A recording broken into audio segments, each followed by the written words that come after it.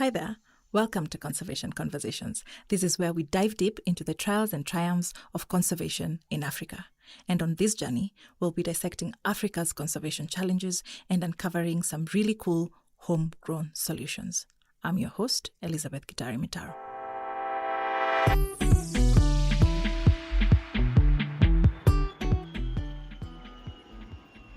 So in today's episode, we're going to dive into a critical topic that intertwines national sovereignty, public trust, and conservation. And this is a conversation about the proposed takeover of Jomo Kenyatta International Airport by the Adani Group.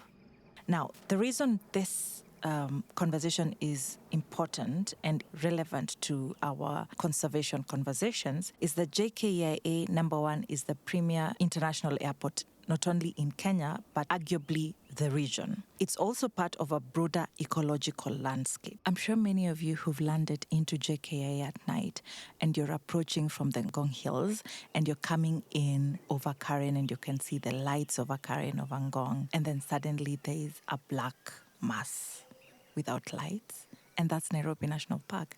And then immediately after the darkness and in fact, I'm going to call it the really beautiful lack of light pollution at night when you fly into JKIA at night. And that's a really important aspect of this conversation because JKIA cannot be looked at as outside of the ecological landscape that is Nairobi National Park. And it's part of a really good, it's part of the ecosystem, essentially, that makes up Nairobi National Park. And so any developments that would need to occur to expand in any shape or form of JKIA, most probably a conversation around the land in Nairobi National Park is going to happen. We've seen this quite a number of times. We have had politicians and leaders in this country, and here I'm using the word leader incredibly liberally. We've seen leaders in this country ask the question, why do we have idle land in Nairobi, that is Nairobi National Park, whereas we could actually have,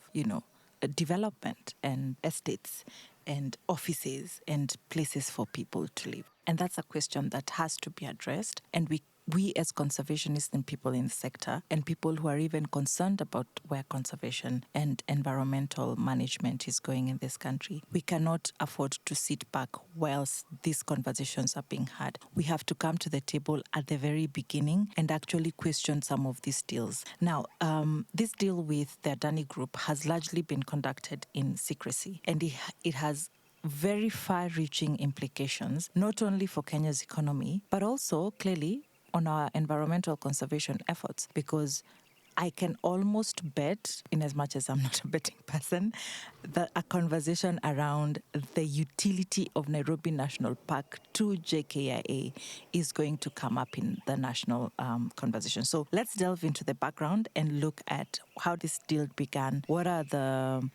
do we know essentially about it? All right. So first question, who is the Adani Group? The Adani Group is an Indian multinational conglomerate with interests in very many sectors of the world economy, but mainly in infrastructure, energy, and logistics. Now, the next question then becomes, what is the track record of the Adani Group in infrastructural projects across the globe? Now, from our reading and from speaking to several people, we've come to realize that actually the Adani Group has faced a lot of criticism for its environmental practices, or let's actually say lack of sound environmental practices in its infrastructural projects. And a good one that I'd like to highlight is regarding their coal mining project in Australia's, in the Great Barrier Reef. And a lot of criticism has come up in respect to this and how their coal mining project there has actually had extensive negative implications for Australia's barrier reef. Now, their involvement in infrastructural projects almost always raises a lot of red flags for conservationists, and I want us to discuss them today and actually look at how can we ensure that when we are getting into public-private partnerships, there's actually proper due diligence done and there's proper safeguards that are put in place to protect us from negative environmental impacts. So what's the law in regards to public-private partnerships, and how did we end up with a private entity being proposed to take over the Jomo Kenyatta International Airport? Is it even legal? What are the parameters of that particular arrangement? So Kenya got into a public-private partnership agreement with the Adani Group. Going forward, I'm going to call it a PPP. So what exactly are PPPs? PPPs are collaborative agreements between governments and private sector entities to either finance, to build, or to operate projects that actually serve the public interest. For example, infrastructure, health, or even education services. Now, in Kenya, PPPs are actually governed by a specific law called the Public Partnerships Act of 2021. And this act sets the legal framework and the establishment and operation of these partnerships. Why do governments need to go the PPP route? Essentially, as opposed to borrowing, there are various ways that government can raise money to do the work that government needs to do, provide public goods and public services to its citizens. What is that? Infrastructure, education, health, so on and so forth. One of those ways is to tax its citizens, and from the tax collected, pay for for the provision of those services. Another way is to ask for loans. Less than 2 months ago, Kenyan citizens, the younger generation, were actually, majority of the protesters of the younger generation, the Gen Zs, were actually in the streets protesting the amount of loans that we're taking as a country and the secrecy with which these loans are being taken and actually utilized, because we're being, there's a lot of conversation around we're getting so many, X billion for the SGR, X billion for whatever else it is, but there's actually no transparency in how that money is actually used and whether or not it actually shows up in the consolidated fund for the purposes of which it was taken. So 2 ways: taxes, loans. Another way is through public-private partnerships, where governments collaborate with the private sector to provide these services in exchange for the private sector being able to get a profit from that particular arrangement. Now, under Section 22 of the Public-Private Partnerships Act,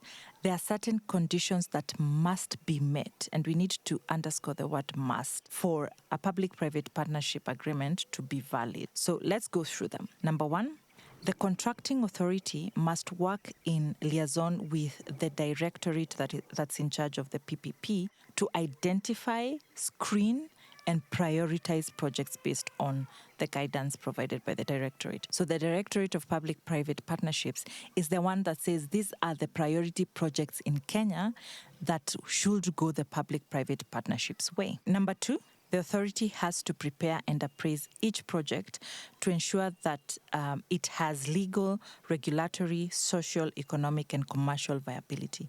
And when we say authority here, we mean the government agency that is responsible for that particular project, whether it's KWS for conservation projects, for example. If it's a road, perhaps it's KENHA. For JKIA, it's the Civil Aviation Authority.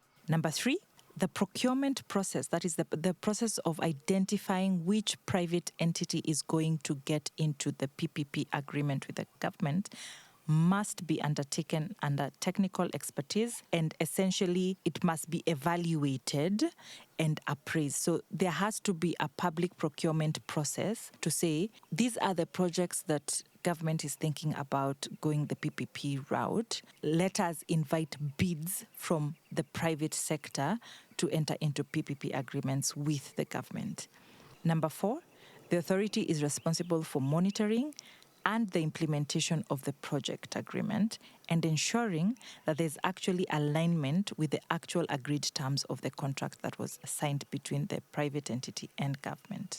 Number 5, the authority has to liaise with all key stakeholders throughout the project cycle, ensuring their inputs and concerns are actually considered. Now, over and above those 5 conditions, this conversation around public participation is a requirement under the Act, that public participation must be ensured, and engaging the public in the decision-making and getting their views and their proposals on the process, and it has to be a continuous engagement throughout the life of the project cycle.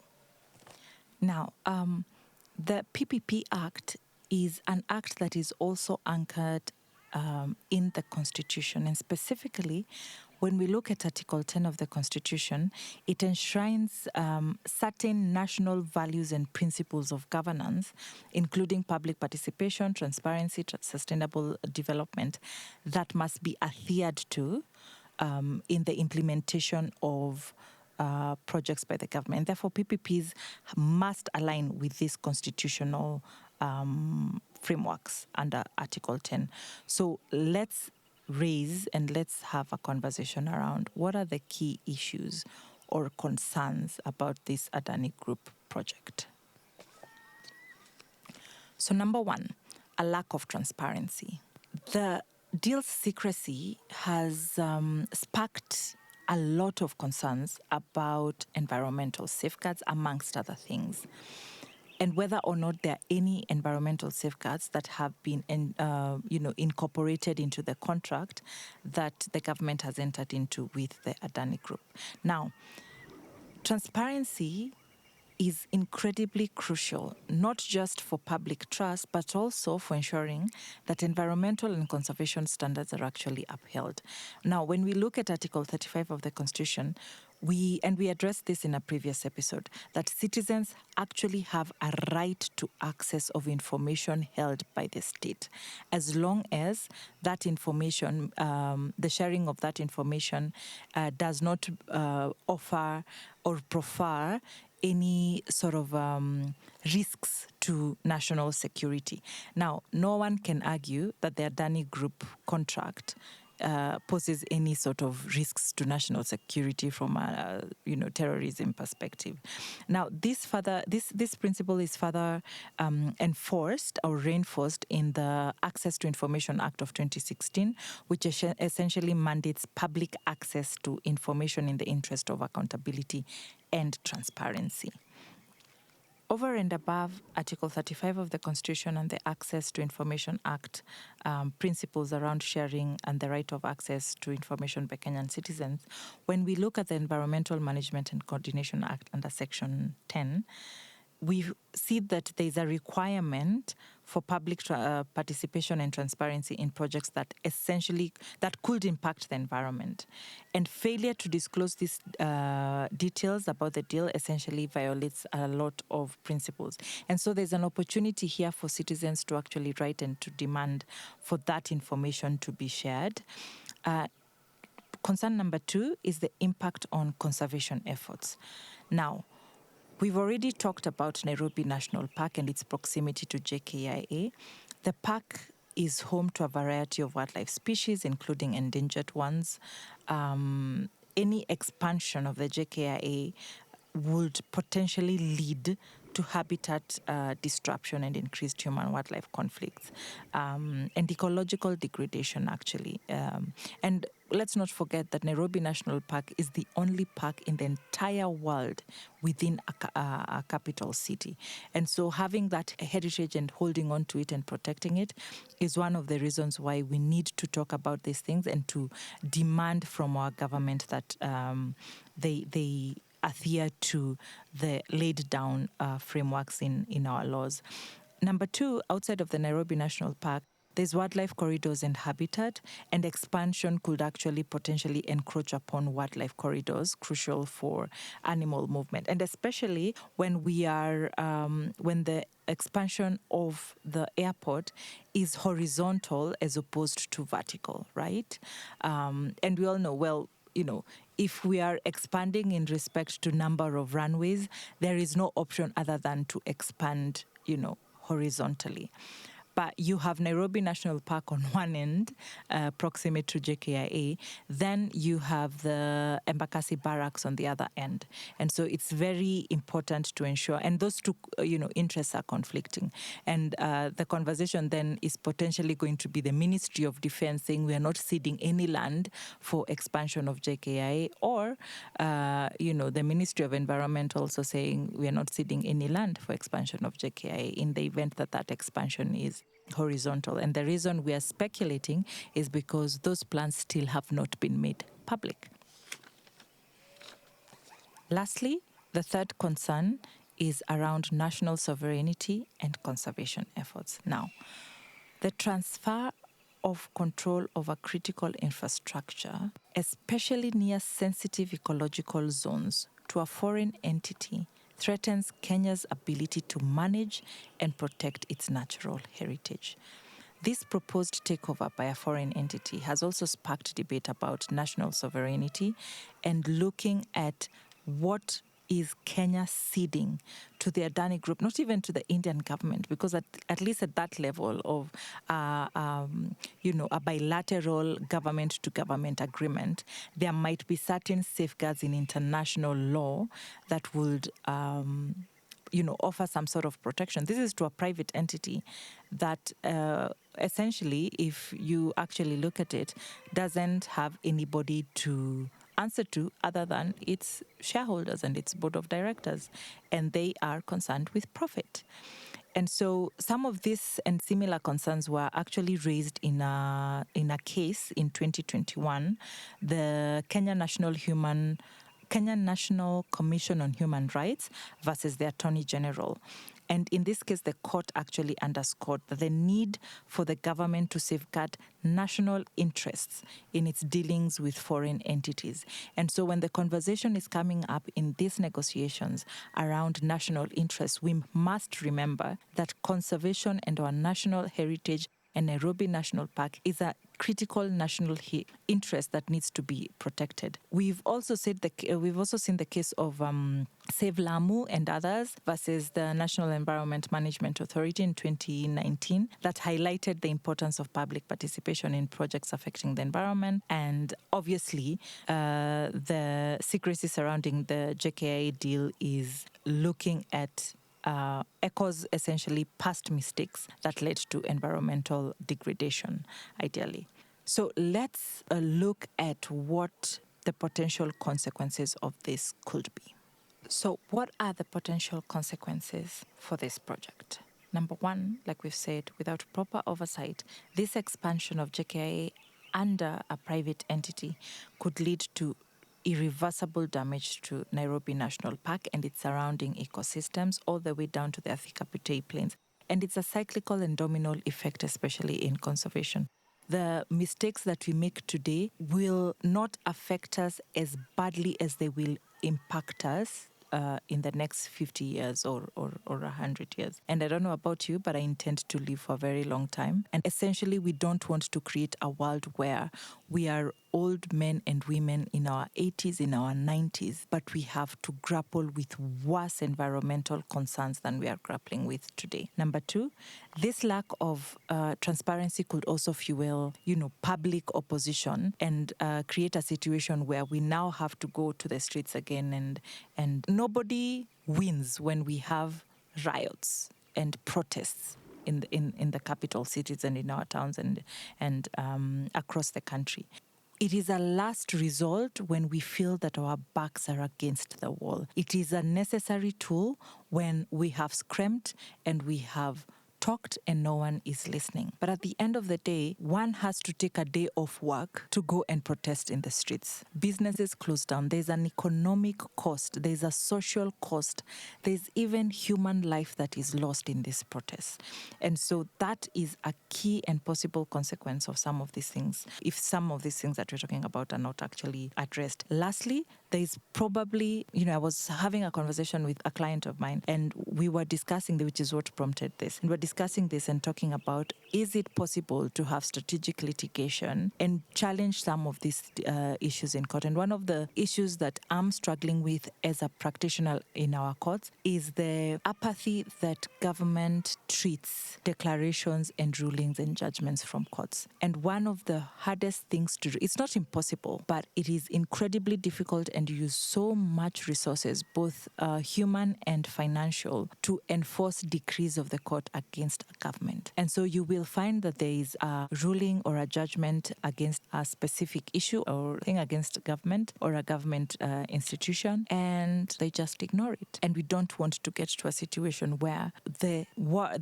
communication coming from one arm of government is that we do not care and judiciary is to be ignored. Because if that's the message that is is being sent out, then the next time you have an individual matter that you're litigating before a court of law, that enforcement and actually getting your rights and enforcing the ruling of the court is going to be hard, because then Kenyan citizens are going to say, well, if the government is not obeying orders, why should we, so on and so forth. And so the call to action from this particular conversation is, let us exercise our rights under the Public-Private Partnerships Act, but more so under the Access to Information Act of 2016, and ask for the information and the lifting of the veil in respect to the secrecy that has surrounded this particular deal, and actually interrogate the documentation that we get access to find out whether it's going to impact a critical ecosystem in the country as Nairobi National Park. And so the proposed takeover by Adani Group, like we've seen, is not just a matter of economic interest. Is it important for us to have a world-class airport? Yes, it's possible. Is it possible to do some things currently without necessarily expanding the airport? Absolutely. We can start by fixing the holes in the roof, where every time we have rains in the capital city, the airport floods. How about we start from there before we start ceding a key national asset to a foreign entity? And over and above the economic interest, it's also critical to Kenya's commitment to transparency, public participation, and environmental conservation. And as we navigate these really, really complex issues and conversations, and I know that it's not possible to exhaust most of the conversation around this particular project, and essentially a lot of the things that we talk about on this podcast, in 20 minutes, in 30 minutes, it's essential that we prioritize taking action as individual citizens and not just talking about it. Let's write the letters that need to be written. Let's have a conversation with the people who are in the decision-making offices. And from that concerted effort, if everyone does their part, we'll be able to move forward and find the solutions that are needed.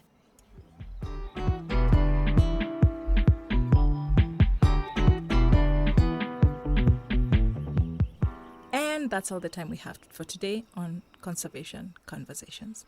Thank you so much for tuning in. I really do hope that you've learned something new and that you actually feel empowered to take action towards a more sustainable future for all of us. Remember, even small changes make a huge difference. This conversation doesn't stop here. Please do connect with us on our social media channels at greenbrief_KE and at Liz Gitari across all platforms. We'll put all the links in the description box below. Until next time, keep well and keep changing the world.